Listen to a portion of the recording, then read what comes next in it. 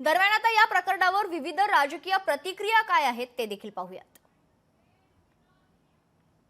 महाराष्ट्रातलं पोलीस खातं हे प्रत्येक चौकी असेल, पोलीस स्टेशन असेल, हे राजकारण्यांच्या दबावाखालीच काम करत आहे। अशा महिला अत्याचारांच्या संदर्भातल्या हुंडाबळीचे खटले केसेससुद्धा जर दबावाखाली चालवल्या जात असतील आणि महिला आयोगाच्या अध्यक्षा राजकारणात अडकल्या असतील तर या महाराष्ट्रामध्ये कायदा आणि सुव्यवस्थेच्या बाबतीमध्ये खूप चिंताजनक परिस्थिती आहे। आणि गृहमंत्र्यांना गांभीर्यच नाही ना अशा घटनांचं। अशा गेल्या त्यांच्या कारकिर्दीमध्ये किती घटना घडल्या आणि किती गांभीर्याने घेतल्या तुम्ही पहा ना, त्यांना गांभीर्यच नाही। ही चौकशी केली पाहिजे की हा खून आहे का ही आत्महत्या आहे, याच्या खरं मेरिटनं याच्यावर पोलिसांनी इन्व्हेस्टिगेशन केलं पाहिजे आणि ही खात्री केली पाहिजे की मृत्यू कशामुळे नेमका झाला। यासाठी त्या कुटुंबियांनी दिलेला छळ केलेला यासाठी जी कलम आहे त्या बाबतीत त्याचा पुरेपूर वापर केला तर या सर्वांना शिक्षा होऊ शकते। त्यामुळं आता अरेस्ट झालेली आहे तर ती लवकर सुटका होणारच नाही। त्यांना अटक केली आहे आणि त्याच्यावर कठोर कारवाईसुद्धा झाली पाहिजे आणि जो काही फरार आहे त्याला लवकर अटक झाली पाहिजे। अत्यंत गंभीर राजकीय माज असलेल्या ह्या लोकांना अशा प्रकारे एखाद्या मुलींना छळ करणं मला वाटतं हे अत्यंत घृणास्पद आहे। त्याचा प्रत्येकाने निषेध केलेला आहे। अजितदादांनी सुद्धा त्यांना त्यांच्या पक्षातून काढलेलं आहे।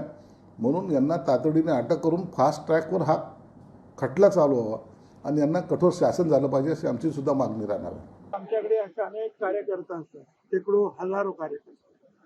कुणाच्या घरात काय चाललंय, कुणाच्या काय घरात चाललंय हे आम्हालाही कळत नाही। तसं अजितदादा जरी पुण्याचे असले किंवा पवार साहेब आणि इथे सगळे लोक पुण्याचे असले तरी कार्यकर्ते असतात। जोपर्यंत चांगलं काम करतात तोपर्यंत आपण त्यांना ठेवतो।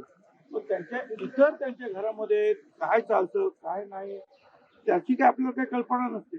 त्यांचे उद्योग काय, धंदे काय माहिती असतं आपल्याला।